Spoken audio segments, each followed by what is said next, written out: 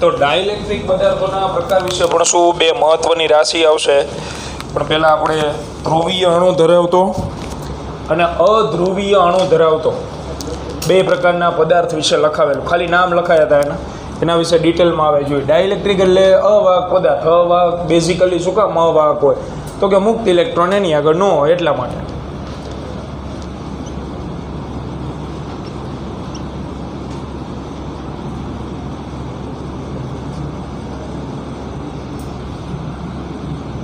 तो अध्रुवीय अणु धरावतो डाइलेक्ट्रिक होय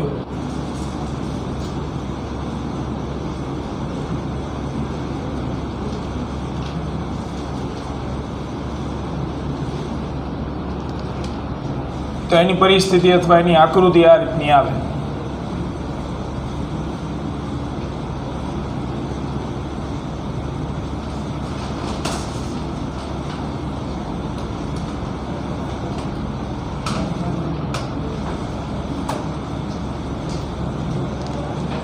આપણે એક ટુકડો લીધેલો ડાઇલેક્ટ્રિક પદાર્થનો, પણ અંદર અણુઓ અધ્રુવીય છે। અધ્રુવીય અણુ હોય ને આવી રીતે હોય।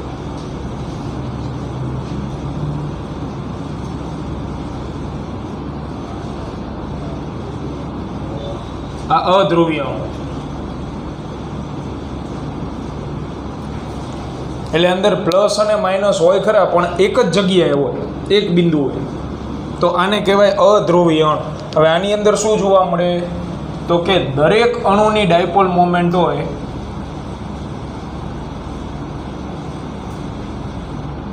એ શૂન્ય હોય। દરેક અણુની સિંગલ। આની ડાયપોલ મોમેન્ટ 0, આની 0, આની 0, જેટલા દેખાય એટલા બધાય। કારણ શું તો ડાયપોલ મોમેન્ટનું સૂત્ર શું હતું પહેલા ચેપ્ટરમાં? Q × 2A। એટલે બે વિજાતીય પ્રકારના વિદ્યુત ભાર હોય સમાન મૂલ્યના, એમાંથી એકનું મૂલ્ય અને બે વચ્ચેનું શું હોય? અંતર। હવે આમાં વિદ્યુત ભારો તો છે પણ બે વચ્ચે અંતર નથી। બે વચ્ચેનું અંતર શું ગણાય? 0। પ્લસ અને માઇનસ વચ્ચેનું અંતર 0 ગણાય। એક જ બિંદુએ બે રહેલા, તો અંતર 0 એટલે ડાયપોલ મોમેન્ટ 0। દરેક અણુની ડાયપોલ મોમેન્ટ એ 0 હોય, તો આખા પદાર્થની 0 જ હોય। समग्र पदार्थ माटे कुल डायपोल मोमेंट तो ये 0। कुआ मोय तो वाड़ामां आवे ने, अणु आगळ ज नथी, अणु आगळ डायपोल मोमेंट शुं थई गई? 0। तो आखा पदार्थनी 0 + 0 + 0 + 0 गमे एटला अणु आव्या, एनी कुल डायपोल मोमेंट शुं थई जाय? 0। एना पछी बीजो पदार्थ तो ध्रुवीय अणुओ धरावता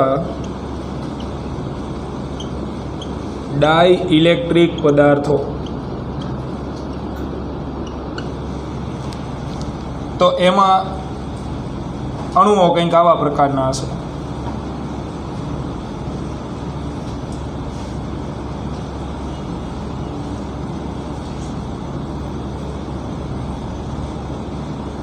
एनो आपणे टुकड़ो ध्यानमां लई तो एनी अंदर अणुओ आम आपेला होय।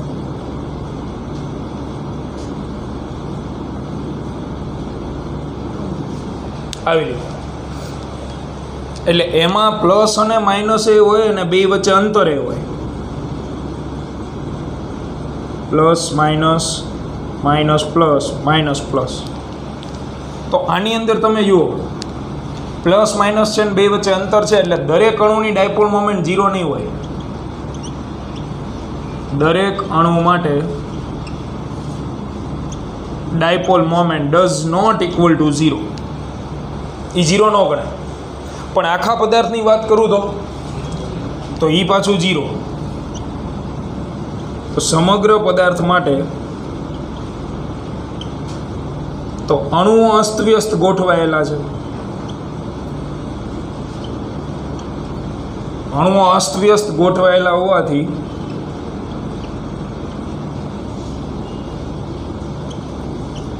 ડાયપોલ મોમેન્ટોનો સદિશ સરવાળો, કારણ કે ડાયપોલ મોમેન્ટ સદિશ રાશિ છે એટલે એનો સદિશ સરવાળો કરવામાં આવે તો એ પાછો શૂન્ય મળે। એટલે બેયમાં પરિણામ સરખા આવ્યા। અધ્રુવીય અણુ ધરાવતો ડાઇલેક્ટ્રિક હોય તો એના માટે કુલ ડાયપોલ મોમેન્ટ 0. ધ્રુવીય અણુ ધરાવતો હોય તો એ કુલ ડાયપોલ મોમેન્ટ તો 0 જ કહેવાય, પણ બેમાં કારણ અલગ અલગ છે. આમાં અણુ આગળ જ નથી ડાયપોલ મોમેન્ટ એટલે 0 આવ્યો. આમાં અણુ પાસે છે પણ ગોઠવણી અસ્તવ્યસ્ત છે, એટલે સદિશ સરવાળો કરી દાખલા તરીકે આ ડાયપોલ મોમેન્ટની દિશા કઈ બાજુ હોય તો ઋણથી ધન એટલે આ તરફ, આની દિશા ઋણથી ધન એટલે આ તરફ. તો એનો તમે સદિશ સરવાળો કરતા જાઓ એકના શીર્ષ ઉપર બીજાનું પૂછ મૂકી તો એ પરિણામી પાછું 0 થઈ ગયા, તો અથવા શૂન્યવત નાનું મળતું હોય, બહુ પરિણામી સદિશ બહુ નાનો પડે. એટલે આની અંદર દરેક અણુ પાસે કંઈક ડાયપોલ મોમેન્ટ હોય ખરા. તો બેયના તારણ એક સરખા કે કંઈક ક્ષેત્ર હાજર ન હોય, બાહ્ય વિદ્યુત ક્ષેત્ર કે એવું કંઈ હાજર ન હોય, ત્યારે કુલ ડાયપોલ મોમેન્ટ આખા પદાર્થની એ ફરજિયાત 0 આવશે. હવે બેયને આપણે બાહ્ય વિદ્યુત ક્ષેત્રમાં મૂકી એટલે કંઈક નવું જાણવા મળશે. આ આખો ટોપિક પરીક્ષાલક્ષી નહીં, પણ આના ઉપરથી જે આપણે બે રાશિ ગણશું એ મહત્વની. તો હવે બે પદાર્થને આપણે બાહ્ય વિદ્યુત ક્ષેત્રમાં મૂકી એટલે કે ડાય ઇલેક્ટ્રિક પદાર્થોને બાહ્ય વિદ્યુત ક્ષેત્ર એટલે કે ઇલેક્ટ્રિક ફિલ્ડ આઉટસાઇડ માં મૂકતા બાહ્ય વિદ્યુત ક્ષેત્રમાં બે ટુકડા મૂકી દે. તો પહેલા આપણે મૂકીએ અધ્રુવીય અણુ ધરાવતો આ ડાઇલેક્ટ્રિકને બાહ્ય વિદ્યુત ક્ષેત્રમાં મૂકી દે.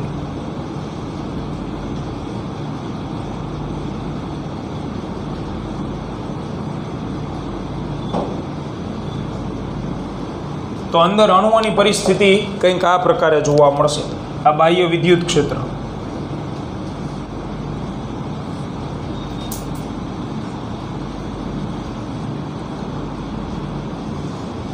ઈ આઉટસાઇડ. તો વિદ્યુત ક્ષેત્રની દિશા ક્યાં હોય? ધનથી ઋણ, એટલે આ બાજુ ધન વિદ્યુત ભાર અને આ બાજુ ઋણ વિદ્યુત ભાર. તો હવે અધ્રુવીય અણુ ધરાવતા ડાઇલેક્ટ્રિકમાં શું થાય કે હવે જે પ્લસ ને માઇનસ રહ્યા ને જે એક બિંદુએ હતા એ ગતિ કરવાનું ચાલુ કરશે. બધા પ્લસ વિદ્યુત ભાર કઈ બાજુ દોડવા મળશે? માઇનસ તરફ, અને બધા ઋણ વિદ્યુત ભાર પ્લસ બાજુ. એટલે પરિસ્થિતિ આવી થઈ જાય મગફળીના દાણા.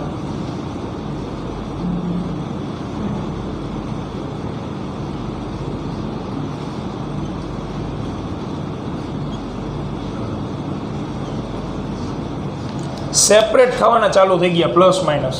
જે એક બિંદુએ હતા એ એક બિંદુમાંથી જે પ્લસ વિદ્યુત ભાર છે એ માઇનસ તરફ દોડવાનું ચાલુ કરશે અને માઇનસ રહ્યો એ પ્લસ તરફ દોડવાનું ચાલુ કરશે. એટલે બે વચ્ચે અંતર બનશે. હમણાં ડાયપોલ મોમેન્ટ 0 આવવાનું કારણ શું હતું કે અંતર નહોતું, હવે અંતર ઉત્પન્ન થયું. એટલે અહીંયા દરેક અણુ પાસે ડાયપોલ મોમેન્ટ હશે અને દોરી તો અહીંયા પ્લસ છે એટલે માઇનસ, વળી પાછું પ્લસ માઇનસ અને પ્લસ. તો આમાં દરેક અણુ પાસે ડાયપોલ મોમેન્ટ હશે અને આખા પદાર્થ પાસે હોય, કારણ કે દરેકની ડાયપોલ મોમેન્ટ જો કઈ દિશામાં? ઋણથી ધન આ બાજુ અને આ બાજુ આ તરફ. બધાની ડાયપોલ મોમેન્ટ આમ જ મળે છે. તો હવે તમે સરવાળો કરો 0 થાય કોઈ દિવસ. એટલે આમાં દરેક અણુમાં તેમજ સમગ્ર પદાર્થમાં ડાયપોલ મોમેન્ટ પ્રેરિત થાય, ઉત્પન્ન થાય, ઉદ્ભવે બાહ્ય વિદ્યુત ક્ષેત્રની હાજરીના લીધે. બરાબર. અને આપણે જો આવડો આ પદાર્થ ધ્યાનમાં લઈએ, ધ્રુવીય અણુ ધરાવતો, અધ્રુવીય અણુ ધરાવતો છે. જો ધ્રુવીય અણુ ધરાવતો ધ્યાનમાં લઈએ તો એમાં પહેલેથી અણુ પાસે તો હતી પણ એમની ગોઠવણી અસ્તવ્યસ્ત હતી. એ હવે વ્યવસ્થિત રીતે થઈ જાય એક જ દિશા.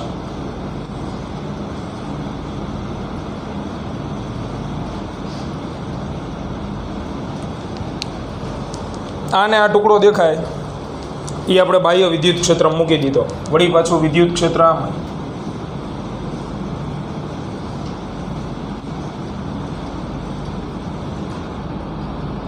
એટલે પ્લસ થી માઇનસ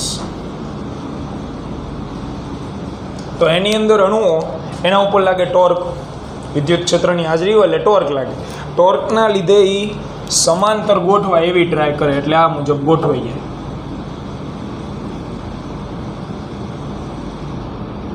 આવી રીતે.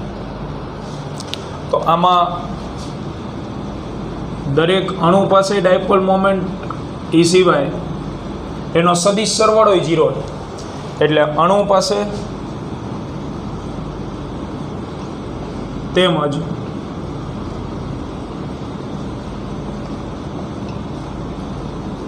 સમગ્ર પદાર્થમાં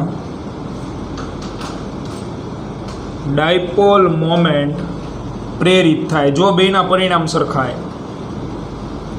ડાઇલેક્ટ્રિકનો પ્રકાર ગમે હોય, બેની વર્તણૂક સમાન રહે. જો વિદ્યુત ક્ષેત્રની હાજરી ન હોય તો બેમાં પરિણામી ડાયપોલ મોમેન્ટ 0. જો વિદ્યુત ક્ષેત્રની હાજરી હોય તો બેમાં કંઈક ડાયપોલ મોમેન્ટ મળે. શેમાં વધારે મળે એ આપણો પ્રશ્ન નથી, ક્યારે મળે એ મહત્વ. હાસ્યાસ્પદ ઉદાહરણ આપણે આપ્યું હતું. વિજયસિંહ વાતો ચાલુ હોય, અસ્તવ્યસ્ત નીકળે અથવા ડોકું કાઢે, વ્યવસ્થિત ગોઠવણી એટલે 0 માર્ક તો નહીં આવે. વાંચે કંઈક ડાયપોલ મોમેન્ટ પ્રેરિત થાય, ભલે વિદ્યુત ક્ષેત્ર. જો ક્રેડિટ ગોઝ ટુ વિદ્યુત ક્ષેત્ર. આમાં આને કંઈ કામ નથી કર્યું, અણુઓનું કંઈ કામ જ નથી. એ બધા ડાયા ડમરા થઈને આના લીધે ગોઠવાય છે. તો એના પ્રકાર ઉપર યાદ રાખે. દાખલા તરીકે બાહ્ય વિદ્યુત ક્ષેત્ર નબળું હોય તો ન ગોઠવીએ કે આને હા હી કરતા કરતા વાતો કરો એ કે હા તો ન ગોઠવાય. એટલે જેટલું પ્રબળ બાહ્ય વિદ્યુત ક્ષેત્ર હોય અણુઓની ગોઠવણી એટલી વ્યવસ્થિત થાય. આપણે આ 100% દર્શાવી. 100% અણુઓ બાહ્ય વિદ્યુત ક્ષેત્રની દિશામાં ગોઠવાયેલા છે. અને આપણે એક નામ આપ્યું હતું, ઉદાહરણ ગણ્યું હતું એમાં ધ્રુવીભવન, પોલેરાઇઝેશન. એ આવડું, એના વિશે હવે ભણશું આપણે. પોલેરાઇઝેશન જો બધા અણુઓ સમાન દિશામાં એક સાથે વ્યવસ્થિત રીતે ગોઠવાઈ જતા હોય તો 100% ધ્રુવીભવન કહેવાય. એટલે આ જે પ્રેરિત થાય છે ડાયપોલ મોમેન્ટ એનો આધાર આના ઉપર છે. બરાબર. એટલે આ ઇન્ટ્રોડક્શન ટાઈપ જ છે. આમાં આ પરીક્ષાલક્ષી કોઈ એવો ઝાઝો પ્રશ્ન મોટો નથી, પણ આને લગતું આપણે 2 રાશિ ભણવાની. એક સસેપ્ટિબિલિટી. શું ભણવાનું? સસેપ્ટિબિલિટી. અને બીજું ભણવાનું છે ધ્રુવીભવન. એ 2 પ્રશ્ન મહત્વના છે, લખ નાખવાના ઝડપથી.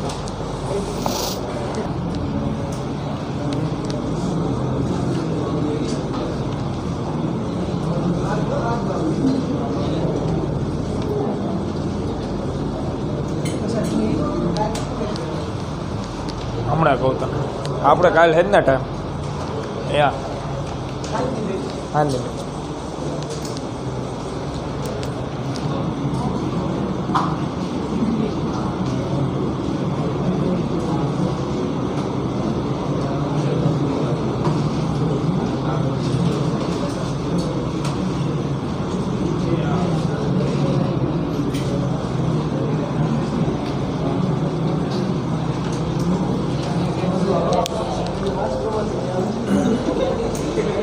હા અરે લખાવો બોલી એટલે ટાઇટલ માર દો, સમજાઈ દઉં, પછી લખાવા માંડો.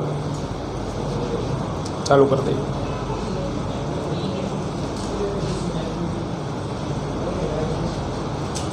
ચાલો, પોલેરાઇઝેશન વિશે ભણી. આ આપણા માટે મહત્વનો પ્રશ્ન. સ્વાર્થની વાત હવે આવી. આ બધું ભણવા ખાતર ભણી લીધું આપણે, બરાબર. તો પોલેરાઇઝેશન વિશે તમારે લખવું હોય 2 માર્કમાં પૂછાય. એટલે આપણા નિયમ પ્રમાણે વ્યાખ્યા, એસઆઈ એકમ, પારિમાણિક સૂત્ર અને સદિશ આટલી બાબત લખવાની. તો વ્યાખ્યા માટે સૂત્ર મહત્વનું. તો પોલેરાઇઝેશનનું સૂત્ર છે capital P equal to small p છેદમાં v. એટલે આને ગુજરાતીમાં યાદ રખાય ડાયપોલ મોમેન્ટ છેદમાં કદ. હવે તમને બધું આવડે, બનાવી નાખો વ્યાખ્યા. એકમ કદમાં પ્રેરિત થતી, ઉત્પન્ન થતી ડાયપોલ મોમેન્ટને શું કહેવાય? પોલેરાઇઝેશન કહેવાય. એકમ બનાવી શકો. ડાયપોલ મોમેન્ટનો એકમ શું હોય? Coulomb into metre. Coulomb into metre થાય ને, અરે અને છેદમાં મીટર ઘન. પારિમાણિક સૂત્ર બનાવી શકો. સદિશ રાશિ ગણાય કે અદિશ? તો ડાયપોલ મોમેન્ટ સદિશ છે, પોલેરાઇઝેશન એ શું થયું? સદિશ જ છે. આટલી બાબત લખવાનું થાય 2 માર્ક. વ્યાખ્યામાં એક શબ્દનો ઉલ્લેખ જરૂરી છે. કયા પદાર્થમાં પોલેરાઇઝેશન થાય?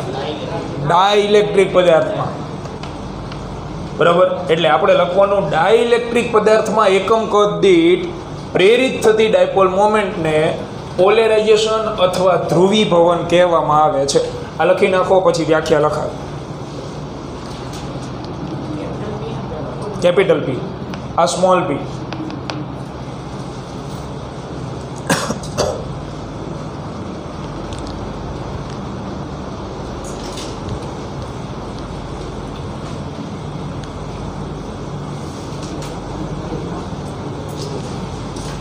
લખો વ્યાખ્યા, ડબલ ઇન્વર્ટેડ કોમામાં લખજો.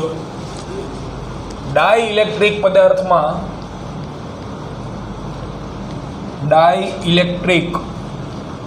પદાર્થમાં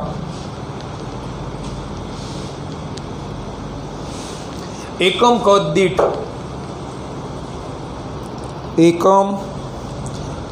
દીઠ પ્રેરિત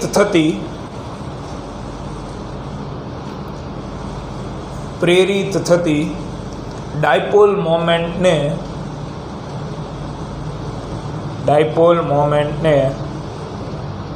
ડેશ ડેશ ડેશ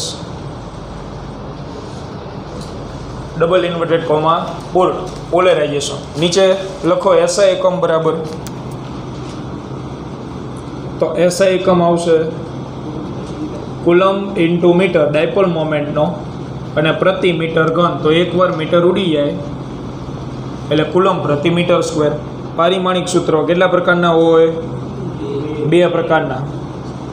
તો પહેલું આપણે લખીએ m0 L-2 T0 અને Q1.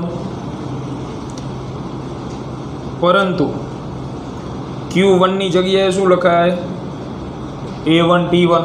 એટલે બીજું પારિમાણિક સૂત્ર તૈયાર થાય m0 L-2 T1 A1.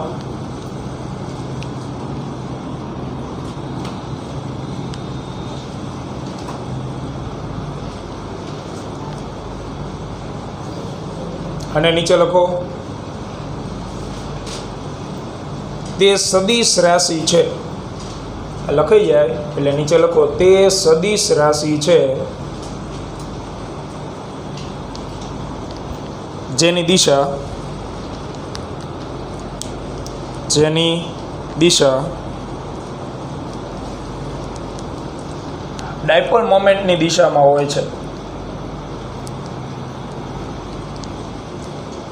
Dipole મોમેન્ટની દિશામાં હોય છે.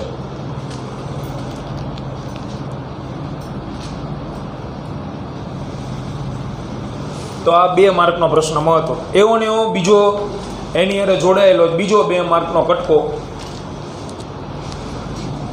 જેમાં ટાઇટલ મારો વિદ્યુતીય સસેપ્ટિબિલિટી.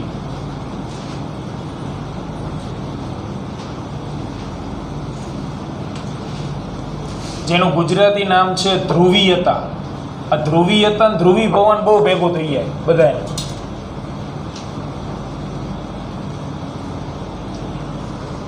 અને એની સંજ્ઞા છે આવું XE નો વાંચવું, કાઈ ઈ વાંચવું.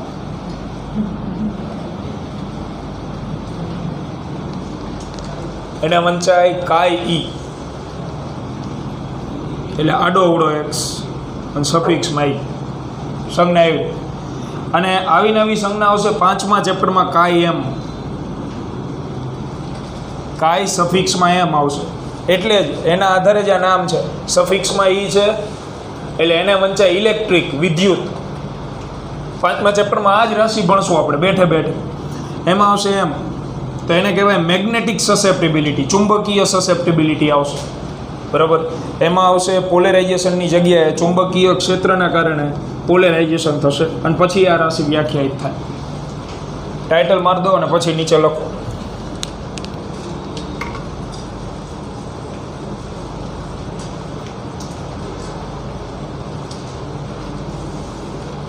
ડાઇલેક્ટ્રિક પદાર્થમાં ના વ્યાખ્યા નથી. ડાઇલેક્ટ્રિક પદાર્થમાં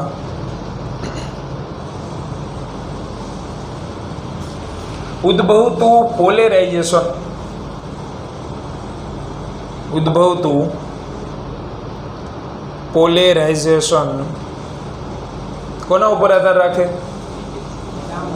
બાહ્ય વિદ્યુત ક્ષેત્ર ઉપર. બાહ્ય વિદ્યુત ક્ષેત્ર નિર્બળ તો પોલેરાઇઝેશન નિર્બળ. પોલેરાઇઝેશન એ બાહ્ય વિદ્યુત ક્ષેત્ર, બાહ્ય વિદ્યુત ક્ષેત્ર કૌંસમાં E0 કૌંસ પૂરો, કૌંસમાં E સફિક્સમાં 0 કૌંસ પૂરો ની પ્રબળતા પર આધાર રાખે છે.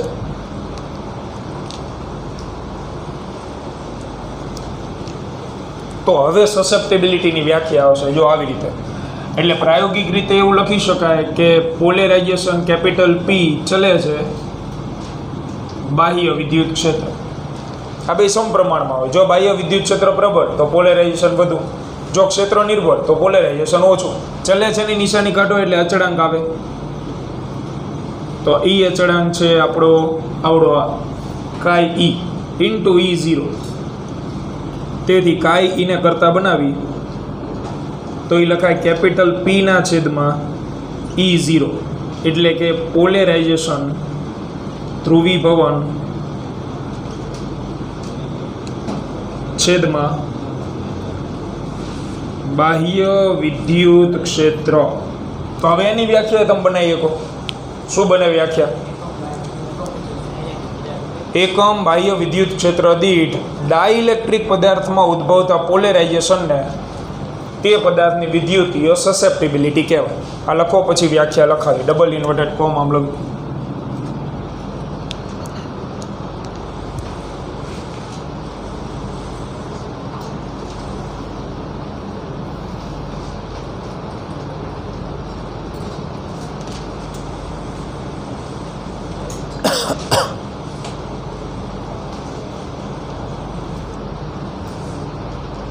લખો વ્યાખ્યા. એકમ બાહ્ય વિદ્યુત ક્ષેત્ર દીઠ, એકમ બાહ્ય વિદ્યુત ક્ષેત્ર દીઠ ડાઇલેક્ટ્રિક પદાર્થમાં,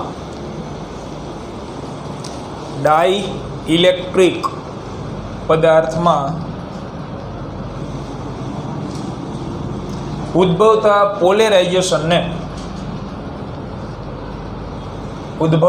પોલેરાઇઝેશનને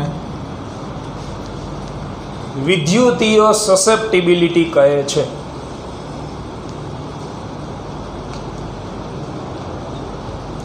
વિદ્યુતીય સસેપ્ટિબિલિટી કહે છે. બે નામ યાદ રાખજો, ધ્રુવીયતા અને અંગ્રેજી સસેપ્ટિબિલિટી. હવે આવશે એકમ. તો એસે એકમ જો અઢળક બનશે. આ બધે જે પ્રશ્નો રહ્યા MCQમાં બહુ વધારે આવે, કારણ કે ખૂણા ખાંચકામાં રહેલા શબ્દો જે બહુ ધ્યાનમાં ન આવતા હોય ને એવા, એને આપણે વધારે ધ્યાનમાં રાખવા. તો પોલેરાઇઝેશનનો એકમ તમને ખબર હોય ને તો આનો તમે બનાવી શકો. તો પોલેરાઇઝેશન વિશે ખબર હોવી જોઈએ પરીક્ષામાં. એટલે કુલમ પ્રતિ મીટર સ્ક્વેર. હવે વિદ્યુત ક્ષેત્રના તો બે એકમ છે. પહેલા ચેપ્ટર મુજબ ન્યૂટન પ્રતિ કુલમ અને બીજા ચેપ્ટર મુજબ વોલ્ટ પ્રતિ મીટર. V બરાબર ER હતું ને, તો E બરાબર V અપોન R થાય, એટલે વોલ્ટ પ્રતિ મીટર. એટલે આના બે એકમ બનશે. તો પહેલો એકમ આપણે બનાવી, વિદ્યુત ક્ષેત્રનો એકમ હું લઈ લઉં ન્યૂટન પ્રતિ કુલમ. એટલે છેદનો છેદ અંશમાં આવતો રહે તો કુલમ સ્ક્વેર પ્રતિ ન્યૂટન મીટર સ્ક્વેર. આ પહેલો એકમ બને. અન્ય એસા એકમ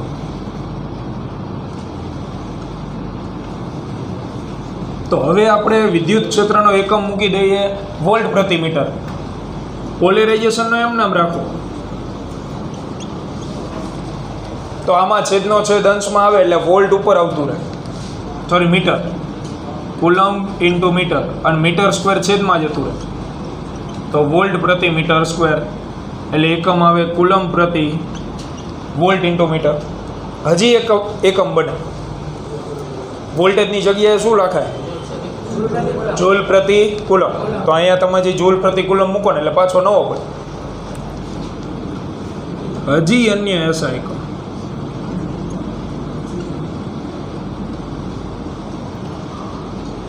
તો આપણે વોલ્ટેજ અહીંયા રાઉન્ડ કરી નાખજો એટલે ખબર પડે. વોલ્ટેજ V બરાબર જૂલ પ્રતિ કુલમ મૂકતા તો એ બનશે, આ તમારે વાંચવાનું એટલે આને આમ જ કરી નાખ. આ MCQ માટે પરીક્ષામાં શું કરવાનું, એક જ લખવાનું. આ રાશિ 2 માર્કમાં પૂછાય તો આ બધા એકમ લખવાની જરૂર નથી તમારે, કોઈ પણ એક લખી નાખવાનો. આ હું તમને જે લખાવું છું MCQ માટે છે. એટલે અહીંયા જૂલ પ્રતિ કુલમ તમે મૂક દો એટલે કુલમ પ્રતિ જૂલ પ્રતિ કુલમ ઇન્ટુ મીટર એટલે કુલમ સ્ક્વેર પ્રતિ જૂલ ઇન્ટુ મીટર. એટલે 3 એકમ ભલે બનાવ્યા હોય આપણે યાદ એક જ રાખો, અને આ યાદ હોય તો જરૂર જ નથી. પારિમાણિક સૂત્ર કયા એકમ ઉપરથી સહેલું પડશે, બધા એમાં સહેલું જ પડશે યાદ હોય તો. પહેલામાં જ બનાવ્યું પારિમાણિક સૂત્ર 2 આવશે ને, Q વાળું અને A1 T1. તો પહેલા એકમ ઉપરથી બનાવીએ આપણે. કુલમ સ્ક્વેરની જગ્યાએ Q2 છેદમાં ન્યૂટનનું 112 એટલે M1 L1 T-2 અને મીટર સ્ક્વેર L2. તો આ બની જાય M-1 L-3 T2 અને Q2. આ પારિમાણિક સૂત્ર. બીજું બનાવી Q1 બરાબર A1 T1 થાય. તો અહીંયા મુકત શું થઈ જાય, A2 અને T2. તો T2 આમાં ઉમેર દો એટલે T4 M-1 L-3 T4 અને A2. સદિશ રાશિ ગણાય કે અદિશ? અદિશ ગણાય, કારણ કે આ કોઈ રાશિ નથી, અચળાંક છે. તમે સૂત્ર ઉપરથી જવાબ આપ્યો સરસ, પણ આપણે આ કોની જગ્યાએ મૂક્યો, ચલે છે એની નિશાની કાઢી તો કહેવાય તો અચળાંક જ. જે તે પદાર્થ માટે એની કિંમત અચળ જ હોય, બરાબર. એટલે રાશિ અદિશ છે કારણ કે એ અચળાંક છે. પૂરું કરી નાખો, બાકી હોય ફટાફટ. આ 2 પ્રશ્ન આવડવા જોઈએ. પોણું ચેપ્ટર અહીંયા પૂર્ણ. હવે બાકી રહ્યું કેપેસિટર. હા, કેપેસિટર અત્યારે ભણાવી જ નાખશું આપણે, ઇન્ટ્રોડક્શન આખે આપણે.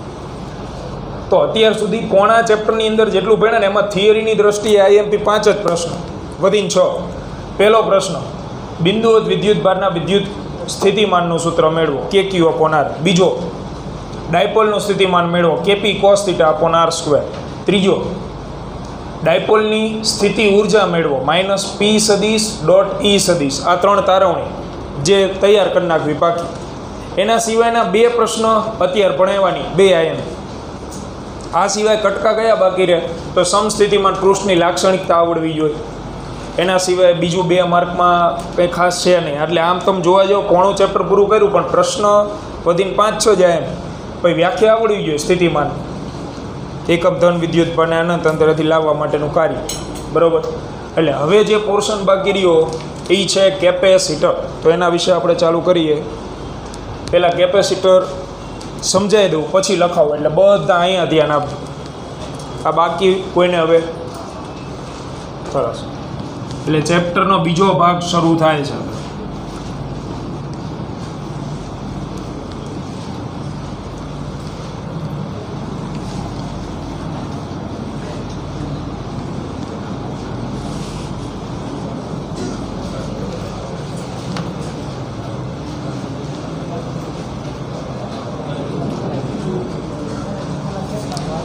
તો કેપેસિટર એટલે ટાઇટલ માર દો, કેપેસિટર અંગ્રેજીમાં, ગુજરાતીમાં કહેવાય સંધારક. અને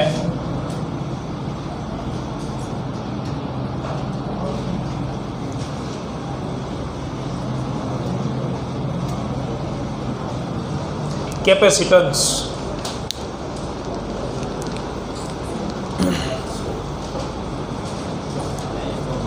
તો આના વિશે ભણીએ. હવે ધ્યાન આપજો, અહીંયા થોડીક લાંબી વાર્તા છે એટલે, અને પછી લખાવીએ આપણે.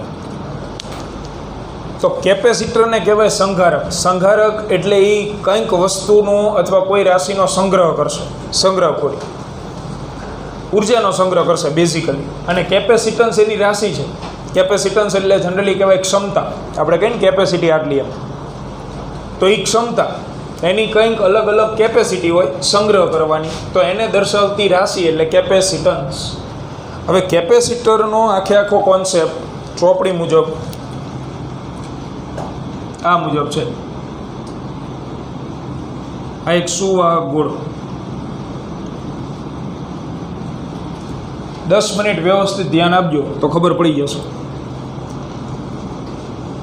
આને આપણે મૂકી દીધો છે અવાહક સ્ટેન્ડ પર.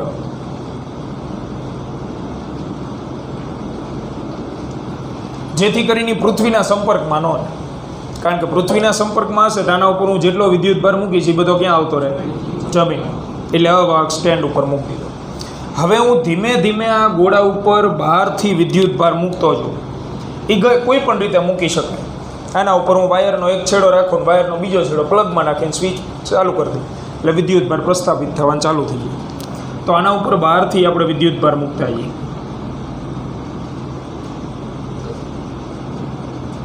ધન પ્રકાર. એટલે ધીમે ધીમે ધીમે ધીમે ક્યુ વધે છે. ક્યુ વધે એટલે વિદ્યુત સ્થિતિમાન V બરાબર કે ક્યુ અપોન આર. જો કે અચળ, ત્રિજ્યા ગોળાની અચળ, તો ક્યુ વધશે તો V એ શું થાય? વધે. એ જ રીતે V બરાબર E ઇન્ટુ આર સૂત્ર છે, તો E બરાબર V અપોન આર થઈ જાય. વિદ્યુત ક્ષેત્ર E બરાબર V અપોન આર. એમાં વળી પાછી ત્રિજ્યા અચળ, તો સ્થિતિમાન વધે છે એટલે પાછું વિદ્યુત ક્ષેત્ર શું થાય? વધે. આ 3 મહત્વના પોઈન્ટ. વિદ્યુત ભાર તમે સતત વધારો તો સ્થિતિમાન ઓટોમેટિક વધશે. એના લીધે ગોળાનું પોતાનું વિદ્યુત ક્ષેત્ર જે છે એ સતત વધતું છે. બરાબર. હવે વિદ્યુત ક્ષેત્રનું કામ શું એ સમજો. તો જનરલી ક્ષેત્ર વિશે આપણે માહિતી આપી તો ક્ષેત્રમાં મુખ્ય 12મા ધોરણમાં 3 પ્રકારના હોય છે. 11-12માં ગુરુત્વાકર્ષી, વિદ્યુત, ચુંબકીય. આનો અભ્યાસ આપણે કરી ગયા 11માં. આ પહેલા ચેપ્ટરમાં આવી ગયું, આ બાકી. તો કોઈ પણ ક્ષેત્ર વિશે આપણે જોઈએ તો ક્ષેત્રનું કામ શું? ખેંચવાનું કામ કરે. બધા ક્ષેત્ર હોય ને કોમન કામ જ હોય, ખેંચવાનું કામ કરે. પણ એ અલગ અલગ પ્રકારના પદાર્થોને ખેંચવામાં માને. દાખલા તરીકે ચુંબક હોય, ચુંબક અથવા તો ચુંબકીય ક્ષેત્ર હોય તો એ કોને આકર્ષે અથવા કોને ખેંચે? ધાતુના પદાર્થોને. લાકડું મૂકો તો નહીં. ગુરુત્વાકર્ષી ક્ષેત્ર હોય તો દળ ધરાવતા પદાર્થને ખેંચે. એટલે અલગ અલગ પદાર્થોને ખેંચે. તો એવી રીતે વિદ્યુત ક્ષેત્રમાં યાદ રાખો, વિદ્યુત ક્ષેત્રનું કામ છે વિદ્યુત ભારને ખેંચવાનું. અને એટલે જે વિદ્યુત ક્ષેત્ર છે. અને વિદ્યુત ભાર તરીકે એક જ અસ્તિત્વ ધરાવે, ઇલેક્ટ્રોન. ઇલેક્ટ્રોનને ખેંચવાનું કામ વિદ્યુત ક્ષેત્રનું છે. 11મા ચેપ્ટરમાં તમે આના વિશે ભણશો ડિટેલ, કે ઇલેક્ટ્રોનને ધાતુમાંથી બહાર કાઢવા હોય તો વિદ્યુત ક્ષેત્ર એપ્લાય કરી દો, બરાબર, એટલે ઇલેક્ટ્રોન ઓટોમેટિક ખેંચાઈ આવે. કારણ કે એનું કામ જ છે ઇલેક્ટ્રોનને ખેંચવા, જેનું નામ આવશે ફિલ્ડ ઉત્સર્જન, બરાબર. એટલે વિદ્યુત ક્ષેત્ર વધે છે તો ઇલેક્ટ્રોન ખેંચશે. પણ પ્રશ્ન એ છે ઇલેક્ટ્રોન છે ક્યાં? દેખાય ક્યાં ઇલેક્ટ્રોન? નથી. પણ હવાના કણ હાજર છે. જો હવે ધ્યાનથી સમજજો આખી વાર્તા પર. આ જે રેડ કલરની પેનથી દર્શાવેલા એ બધા હવાના કણો છે અથવા હવાના અણુ. તો આની અંદર તો ફિક્સ ડિપોઝિટ તરીકે કરોડો ઇલેક્ટ્રોન પડેલા, કરોડો, અબજો હોય તો એના. દાખલા તરીકે હવાની અંદર oxygen, nitrogen, carbon dioxide, carbon monoxide, આટલા મને આવડે છે. આ બધા વાયુ હાજર હોય કે નહીં? તો ઓક્સિજનનો અણુ રહ્યો એ બે પરમાણુ વચ્ચે કયો બંધ હોય? સહસંયોજક બંધ હોય. સહસંયોજક બંધ શેની ભાગીદારીથી બને? ડોલર કે રૂપિયા? ઇલેક્ટ્રોનની ભાગીદારી. હવે આ ઇલેક્ટ્રોન રહ્યા એ બંધિત ગણાય. સુખી સંસાર બંધિત ઇલેક્ટ્રોન આ વિદ્યુત વહનમાં ભાગ ન લે. તમારે વિદ્યુત વહનમાં એને ભાગ લેવડાવવો હોય તો લાલચ આપીને આ ઇલેક્ટ્રોનને બહાર લાવવો પડે, અને એના માટે જ આપણે આ રાખ્યું વિદ્યુત ક્ષેત્ર. એટલે આપણે ધીમે ધીમે વિદ્યુત ક્ષેત્ર વધારતા જઈએ છીએ. તો હવાની અંદર જે સહસંયોજક બંધો હશે ને, ઓક્સિજનના હોય, નાઇટ્રોજનના હોય, કાર્બન ડાયોક્સાઇડના હોય, જેના પણ એ સહસંયોજક બંધ ઓટોમેટિક તૂટવા મળશે. તો સહસંયોજક બંધો તૂટે કોના લીધે તૂટશે? વિદ્યુત ક્ષેત્ર વધે છે એટલા માટે. અને વિદ્યુત ક્ષેત્ર વધે છે તો ઇલેક્ટ્રોનને ખેંચશે. ઇલેક્ટ્રોનને ક્યાંથી ખેંચશે? બંધમાંથી. તો સહસંયોજક બંધ તૂટે એટલે હવાની અંદર હવે અણુઓ નહીં, આયનો ફરવા માંડે. ઓક્સિજન રહ્યો એક ઇલેક્ટ્રોન ગુમાવી દે તો અણુ મટીને શું થઈ જાય? આયન, ધન આયન. ઇલેક્ટ્રોન ગુમાવે એટલે. તો આને કહેવાય હવાનું આયનીકરણ થયું. આયનીકરણ થઈ જાય હવા, અંદર આયનો રખડવા માંડે એટલે ઇલેક્ટ્રોન છે ને એ દોડવા માંડે હવામાં.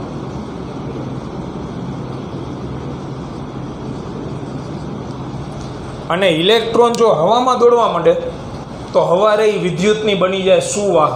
અત્યારે અવાહક છે, અત્યારે આપણે બધા બેઠા, હવાનું માધ્યમ છે. સુવાહક હોત તો બધાના વાળ ઉપર હોત ને, પણ નોર્મલી વિદ્યુતની અવાહક હોય હવા. પણ તમે આવી કંઈ ખડી કરો, વિદ્યુત ક્ષેત્ર વધારો અથવા તો સહસંયોજક બંધ તોડો, ગમે એમ કરે, તો હવાની અંદર ઇલેક્ટ્રોન રખડવાનું ચાલુ થઈ. એટલે એ બની જાય વિદ્યુતની સુવાહક. આયનીકરણ થઈ ગયું એટલે એ હવા જે છે એ વિદ્યુતની સુવાહક બની ગઈ. એટલે અહીંયા એક શબ્દ આવશે, એની ચર્ચા છે. અહીં શબ્દ આવશે ડાઈ ઇલેક્ટ્રિક બ્રેકડાઉન.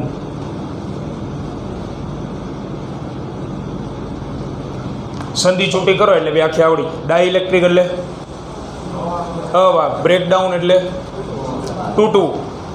તો હવાનો અવાહકતાનો ગુણધર્મ હતો ને આપણે તોડી નાખ્યો. કોના દ્વારા? વિદ્યુત ક્ષેત્ર દ્વારા. બરોબર. આનું પ્રેક્ટિકલ ઉદાહરણ આપો એટલે આખી ઘટના મગજમાં છપાઈ ગઈ. વીજળીનું પડવું.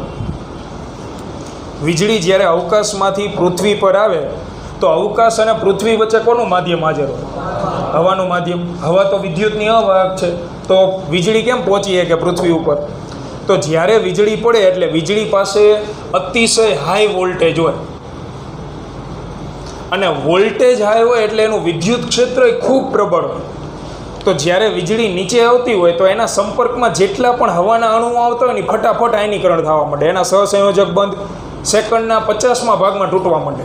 સહસંયોજક બંધ એટલે ઇલેક્ટ્રોન હવાની અંદર જે બંધિત અવસ્થામાં હતા એ બધા મુક્ત થવા માંડે. તો હવા ધીમે ધીમે વિદ્યુતની શું બનતી જાય? સુવાહક.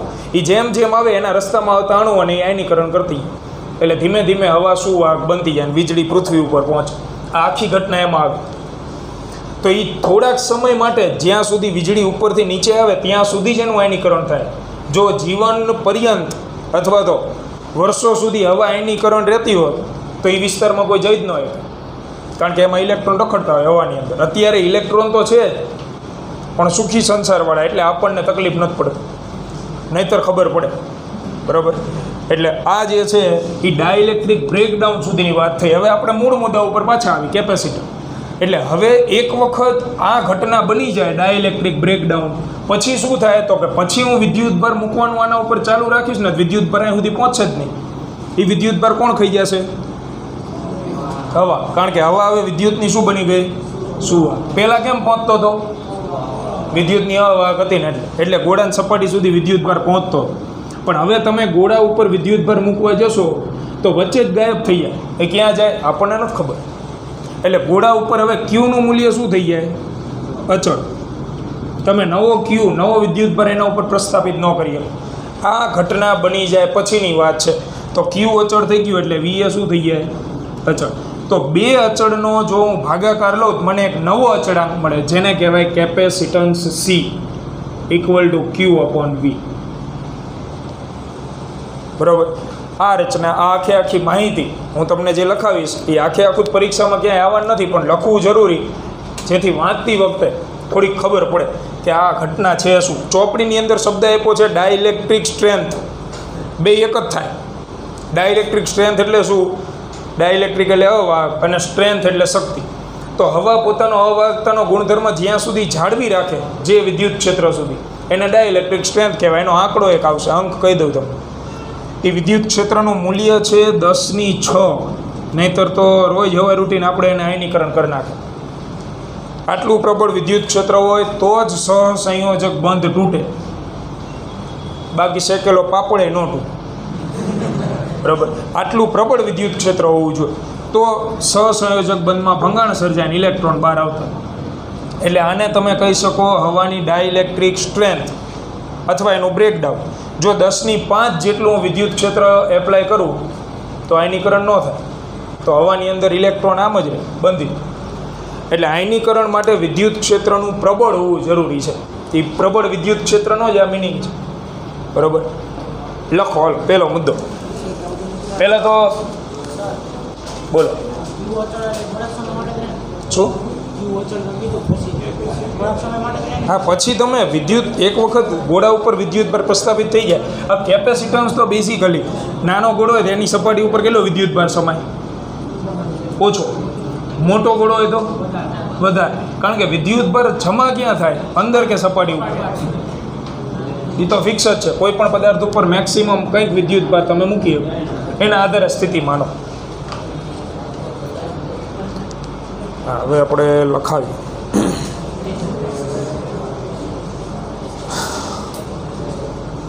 લખો પહેલો મુદ્દો.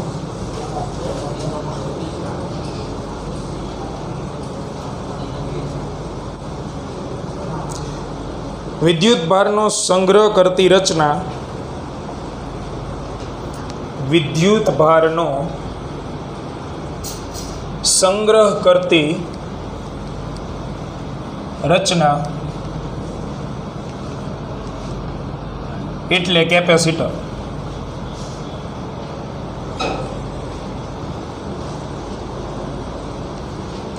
એટલે કેપેસિટર. એના પછીના પોઈન્ટમાં કેપેસિટરો, કેપેસિટન્સ નહીં, કેપેસિટર. એના પછીના પોઈન્ટમાં એક અલગ કરેલો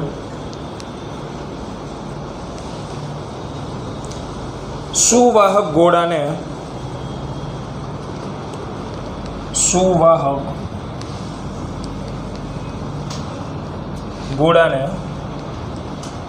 અવાહક સ્ટેન્ડ પર મૂકેલ છે. અવાહક સ્ટેન્ડ પર મૂકેલ છે. નીચે આકૃતિ દોર નાખો, આવડી જાય.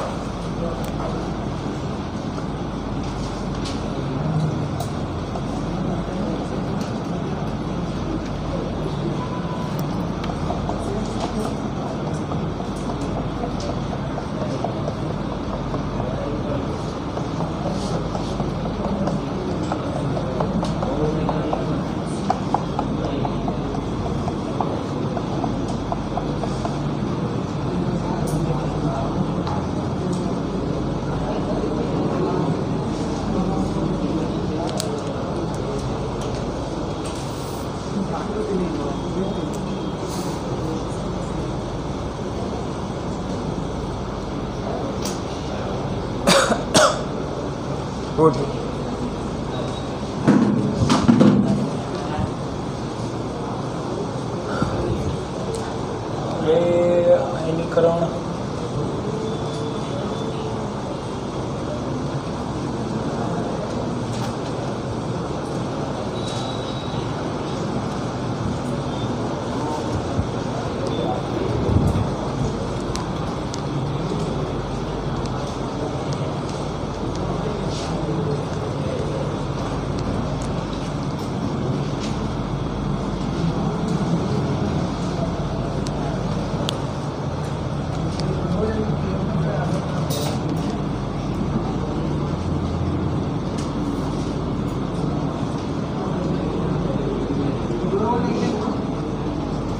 એ ઘટના લખાઈ દે પછી આકૃતિ પૂરી થાય છેલ્લે, પણ છતાં અત્યારે બધું એક હારે દર્શાવે.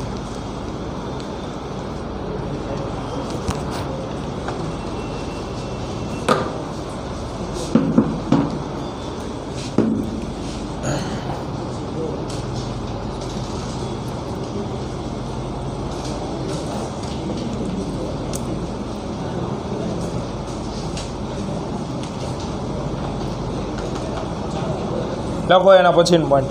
આકૃતિની બાજુમાં જ લખજો, વાંધો નહીં, જગ્યા હોય તો, નહીં તો નીચે. હવે તેના પર પ્લસ કેપિટલ ક્યુ વિદ્યુત ભાર આપણે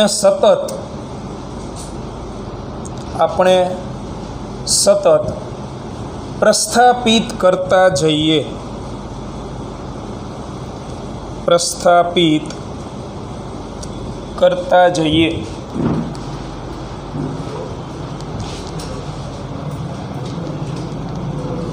પછી આવી રીતે એક જ લાઈનમાં લખવાનું છે.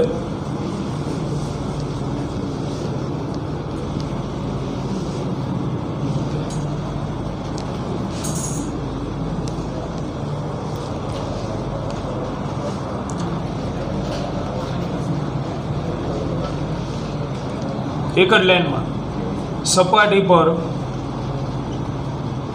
વિદ્યુત ભાર વધે એટલે કે ગોળાનું સ્થિતિમાન કૌંસમાં V બરાબર KQ અપોન R પણ વધે. અને છેલ્લે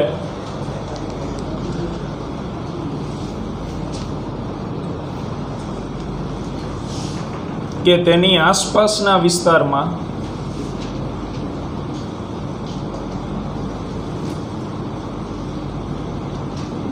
વિદ્યુત ક્ષેત્ર પણ પ્રબળ બનતું જાય.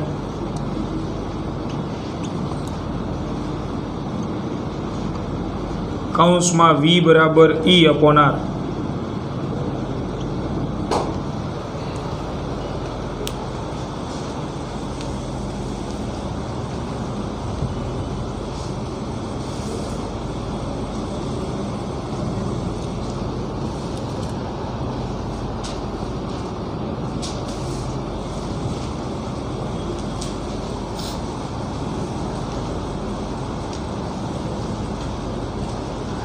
હવે આવશે ડાઇલેક્ટ્રિક બ્રેકડાઉનની વ્યાખ્યા, એટલે એના પછીના મુદ્દામાં લખો.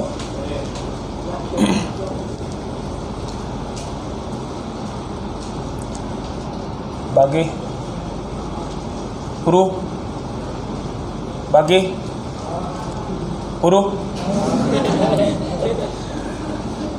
પછી મુદ્દા આ વિદ્યુત ક્ષેત્ર એક સમયે એટલું પ્રબળ બની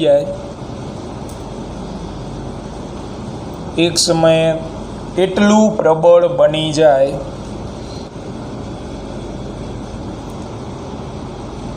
કે તે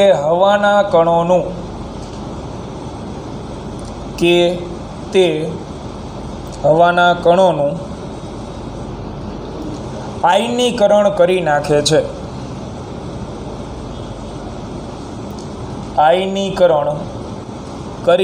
છે. અલ્પવિરામ. તેથી હવાનો અવાહકતાનો ગુણધર્મ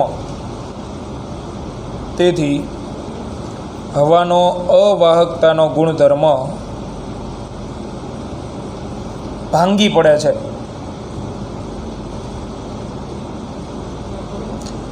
પડે છે અથવા તૂટી જાય છે. અને હવા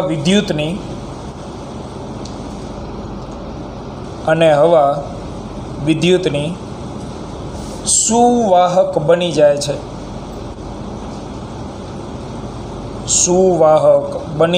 છે. જેને જેને ડાઈ ઇલેક્ટ્રિક બ્રેકડાઉન કહે છે.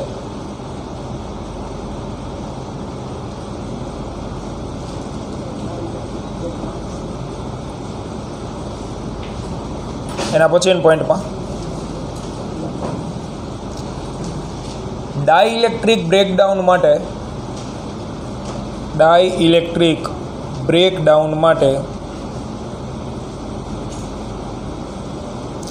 જરૂરી લઘુત્તમ વિદ્યુત ક્ષેત્ર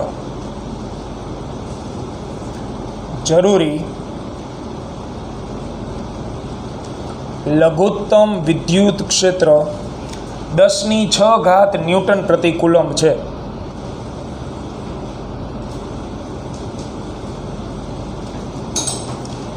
પૂરું. કેપેસિટર વિશે લખાવશું પણ પરમ દિવસે. ચોપડીની અંદર ડાઇલેક્ટ્રિક સ્ટ્રેન્થ શબ્દ આપેલો હશે, વાંચી લેવાનો. બરાબર, ચોપડીમાં હશે. હા, કરી દે પૂરો.